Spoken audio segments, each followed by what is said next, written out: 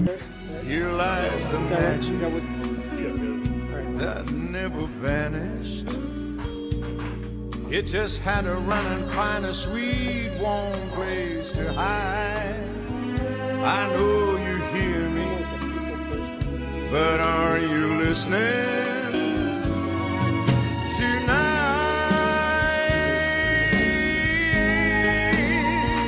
I know you hear me, but are you listening tonight?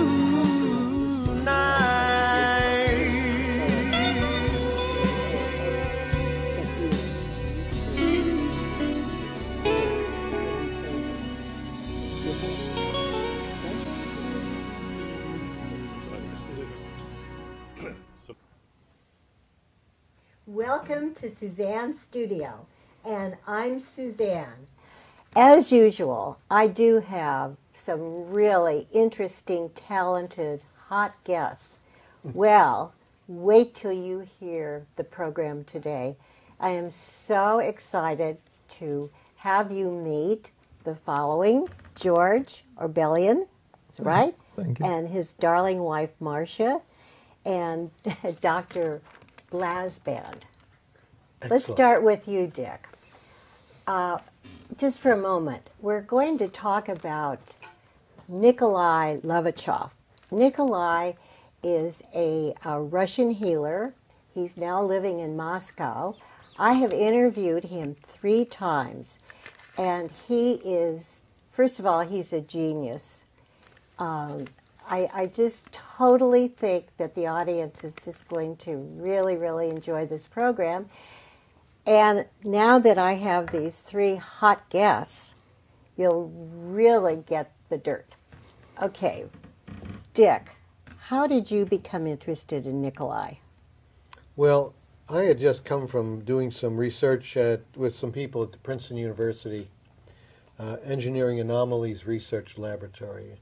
And they were studying stuff like the ability for one person to know what another person was seeing at sometimes 10, 20, even thousands of miles away without any kind of known form of communication. And they also studying the ability of people to influence machines like random number generators and things like that with their mind alone. And they had demonstrated unequivocally that these things were possible by ordinary people.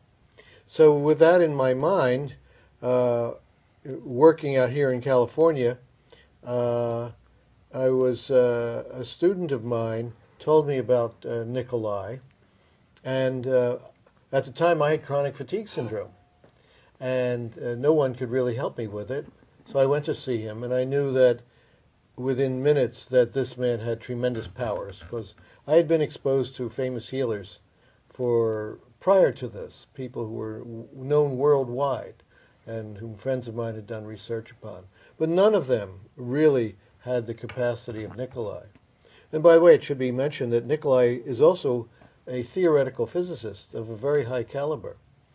And he came to know his own abilities through the use of using his mind upon reflecting on what he did and what its impact was on other people, and using the scientific method to find out how he was able to do the extraordinary things that he does.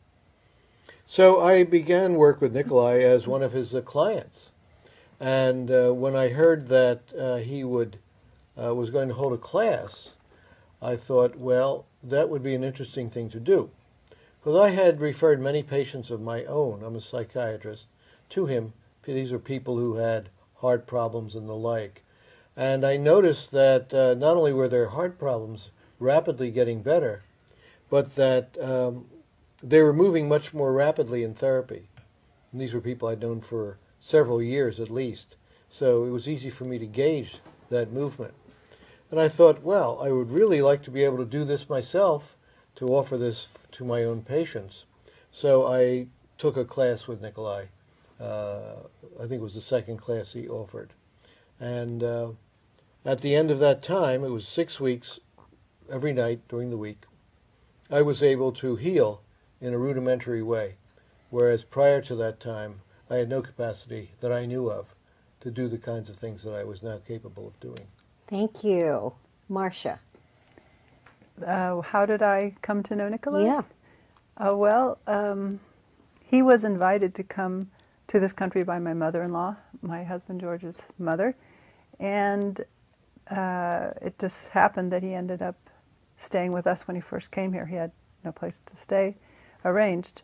So when he was in our house, I got to know him very well, and because of that association, I was able to interact with him, and he was able to help me with some personal health problems, and they were much more serious than I realized. And that experience of having him help me was unbelievable, because I was in a state of so low, my health was so low that I wasn't enjoying life very much, and it was impacting the quality of my life tremendously. So it took time, it wasn't instant, but it went through major changes, and I have to say, even though it may sound weird to many people, that I feel I would not be here today if it weren't for the fact that Nicolai was able to help me with my health problems. Thank you, Marcia. And George. Well, when Marcia and I were married, shortly thereafter we had twin boys. And in about 1990, when the boys were 4, my mom had been pained by a bad leg and hip. And being a doctor trained in Russia, she knew that she would be healed in Russia ultimately. And she was introduced on a business trip with my father to Nicolai. And in one session, he was able to help her walk normally. And she stayed on with my brother, who lives in Moscow, was conductor of the Moscow Chamber Orchestra. And she would call Marcia and I at 3 or 4 in the morning because of the time change and say, George, you have to meet this guy, Nicolai. He knows so much, and you're going to just love him when you meet him, and it's really exciting, and we're staying up late and talking. And she was so excited about it that I said, well, you know, Mom, there's no way we're going over there with the twins, with perestroika going on and all of that. And I go, so invite him to come here. And she did, and we met him. And I picked him up at the airport on New Year's Eve. And as we were driving home, I asked Nicolai in Russian, I said, Nicolai, what is it that you do? How do you heal people? How do you help people? And he told me in Russian, that he regenerates tissue. Well, in Russian, the word for regeneration is regeneraция. It's very close to the word in English. And so then I asked him, I go, well, how do you do that? And he goes, well, that's a longer story, and that's how I started working with Nicolai. From that moment on, I was hooked. I wanted to find out how he did it. And how many years were you students of Nicolai's? I'm still a student. You're still a student. Do you call him? Yes.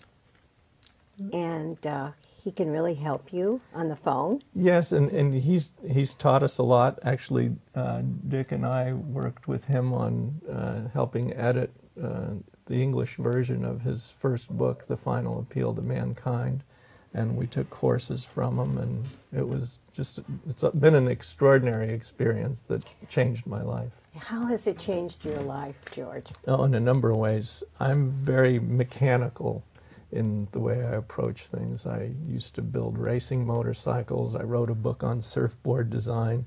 And in every one of the disciplines I've approached, I wanted to understand why. How does it work? What's the system involved? And Nicolai was the first person that I came across that really explained everything. And I have to say that in 15 years of asking him thousands of questions, there was never a time when he backpedaled, changed his story. Everything dovetailed, from the beginning of how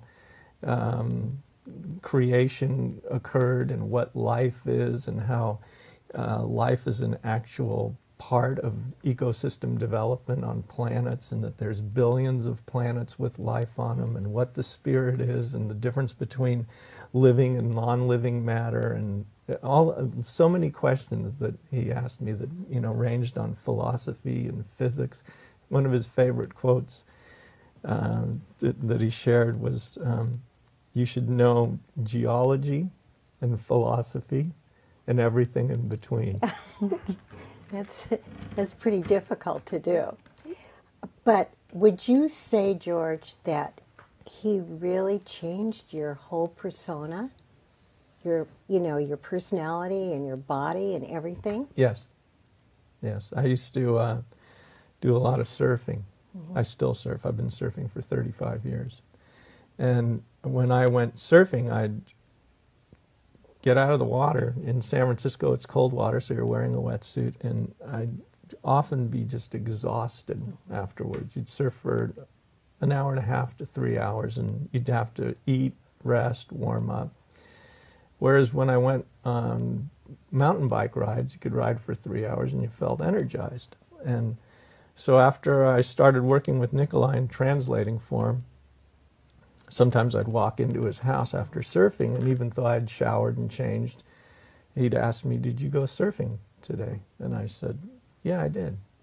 The days I went mountain bike riding, when I also showered and changed, he never asked me if I went surfing. So after that happened about 3 or 4 times, I said, "Hey, Nicolai, how come when I go surfing, you ask me if I went surfing, but when I ride my mountain bike, you don't ask me if I went surfing? How do you know?" And he goes, "Well, when you're coming up the stairs, you're dragging half the ocean with you."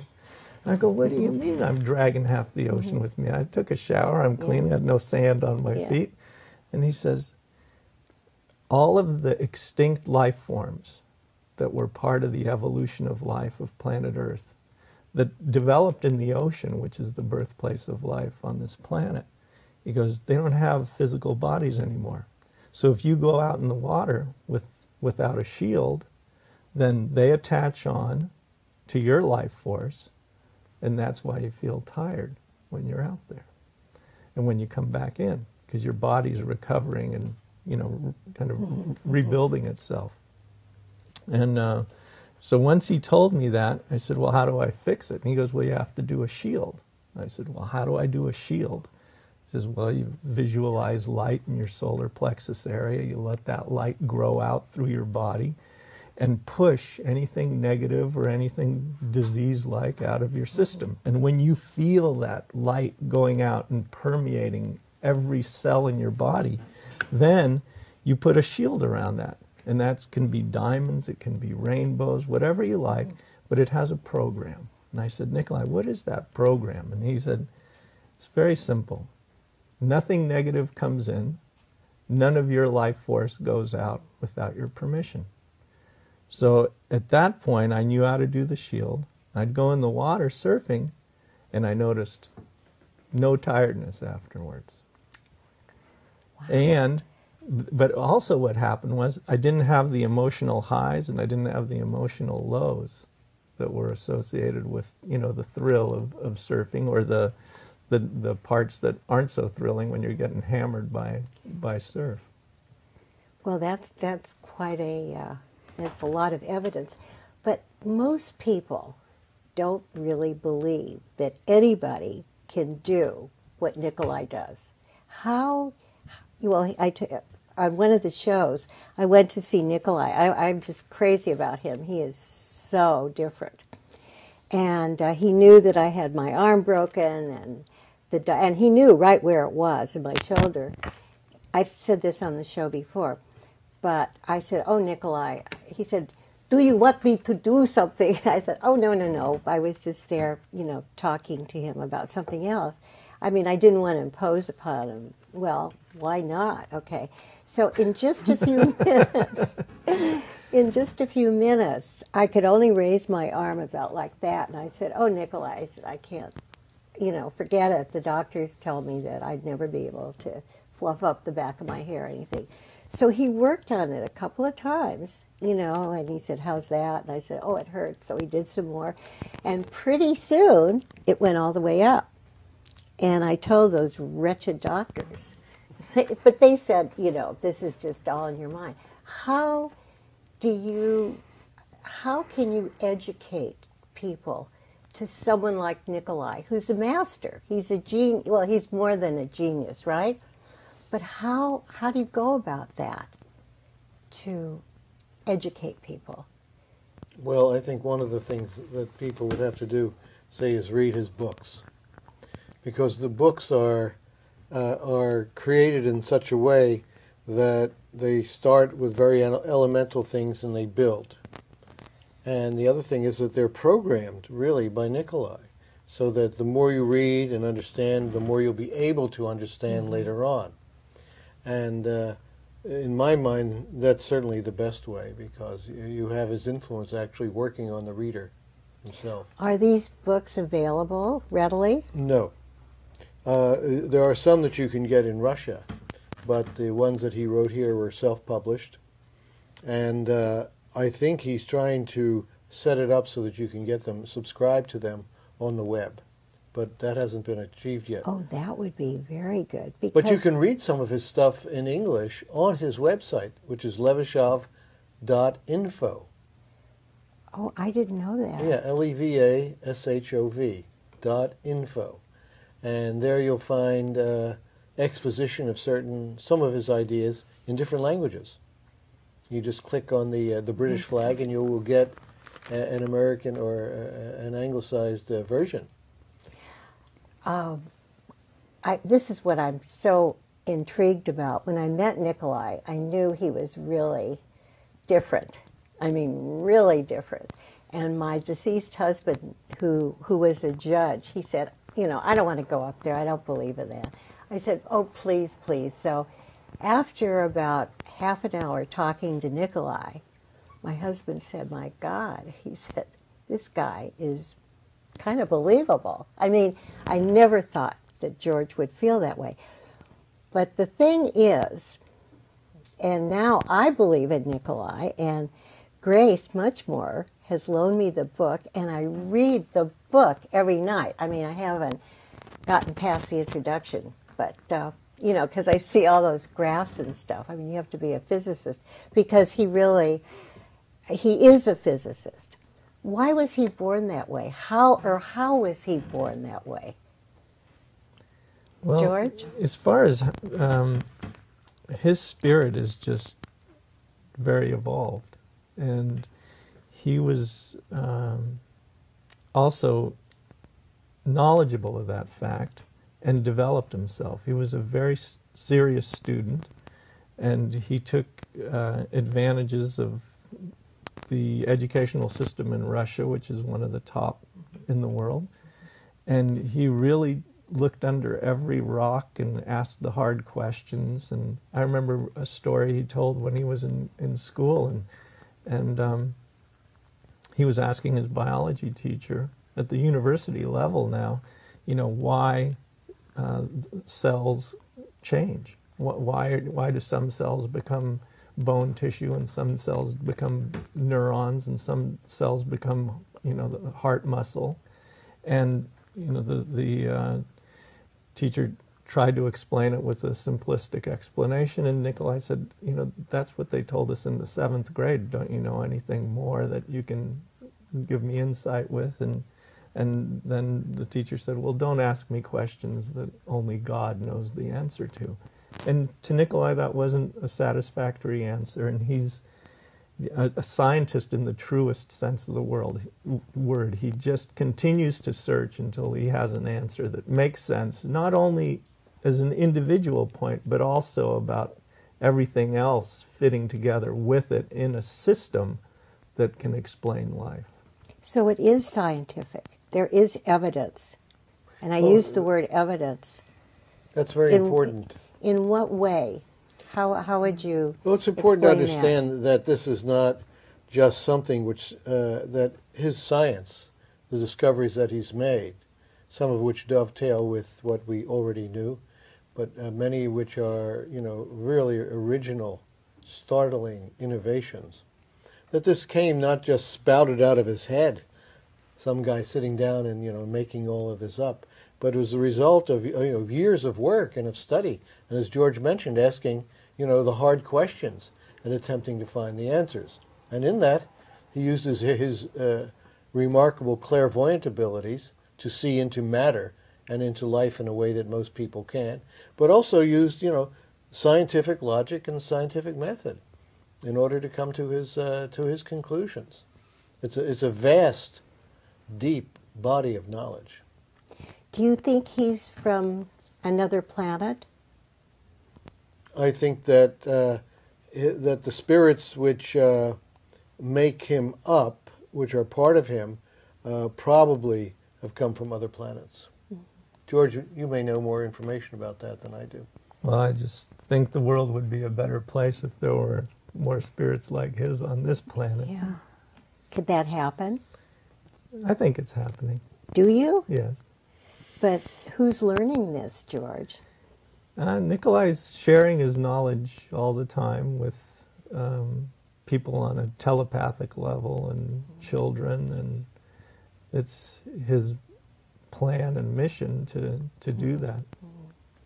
That's why the title of his book is The Final Appeal to Mankind. What is he doing now in Moscow? He's just moved back there and getting reacquainted with old friends and family, and getting back to work, building a new base there. Grace says he goes into the hospitals and helps some of the patients, or whatever patients I'm sure that he has contact with. I haven't spoken to him about that in particular, so I wouldn't be able to comment. Yeah, Grace calls him. Do you call him Dick? 3 times a week. Really? What do you ask him? Could you tell us something Yeah, personal? can you fix this? Well, you see, once I was healed with the chronic fatigue, Yeah. I wanted to continue working with him and have my spirit evolved, because he can do that, to the point where I become a more effective healer. So I've continued to work with him, as I said, 3 times a week, in order for him to help me do that. Marcia, how do you use all the knowledge you have now? Since I don't practice healing, although I've attended his classes, I try to use his knowledge to help me improve the quality of who I am, and which affects the quality of my life and people around me. And it's very important to use the knowledge I've gotten from him to make every decision in life, every minute. There's something you can be present about and conscious of that'll help you be a better person, and that moment be the best moment it can be, because we really do have that ability to affect the quality of our life and the experience we're having. And you're a dancer and an educator? Well, I used to dance. But you still look like you dance. Well, I don't know. I love to move still. And now I'm working with children. So it does spill over, doesn't it? Yes. It really does. It's just hard for people to believe that, and I'm sure there are a lot of other healers that we don't know about, right? But it's so hard. They think it's just a bunch of nonsense, magical stuff that, self-hypnosis, that you can do it yourself. But you can't. I mean, without the aid of someone who really is a healer. Don't you agree? Well, the important thing is to know is that you can only understand what you've been evolved to understand. When you were a child, I mean, there were many, many things that adults around you understood that you could not understand. And you evolve, you change, and as you become an adult, you can now understand those things. Well, there are many different levels of evolution that a person can go through while they're here, incarnate on this planet. And as you evolve yourself by one way or another, with Nikolai it's very rapid, you can understand more, and you can understand more of his stuff. There were things that he taught us as a class that it took me 10 years to understand. all of a sudden one day I was reading some of his material. He says, "Oh, that's what he meant by that." Mm-hmm. And the reason I couldn't understand it before was that I simply didn't have, the apparatus to do that. Mm-hmm. And I'm sure that there are many, many other things, that he's written about that I don't understand now, that I may never understand, before I die. Yeah, because we're all born with a certain amount of brain power, really. Like, why are some people musicians and some people are, great intellectuals? Why is that? That people are so different with our brains? It's because the spirits are different. That's an important point. The spirit. Yes, that we all have a spirit. Okay, I have a really hard question. How would you define spirit? Well, as part of our organism as a whole, in addition to the physical body, we have what are called, classically even, etheric and astral bodies and sometimes mental bodies. And these all work in concert with each other and with the physical body in order to sustain us in life. And when we die, it's simply because there's been a detachment of the spiritual body, so to speak, from the physical body. And the spirit is all of those other bodies which are not the physical body. It's with us during our lives, and when we die, it continues to survive. That's the spirit. It's a real thing. Well, what can I say? Last time I was with you all, I could hardly get home. It's so fascinating, and it's heavy duty, but it's just awesome. We're going to do another show the end of March, hopefully, and we're going to do a continuation. And I just wanted this show to educate the audience and to make Nicolai, God bless him, more believable. And I want to thank our great crew. We have a darling crew. Of course, they're all men except for Suzanne, so I have a lot of competition with her. And it's all volunteer. And of course, I thank all of you, and I'll see you next month. And thank you, our audience, for watching. And guess what? I can't wait to see you next time. Bye-bye.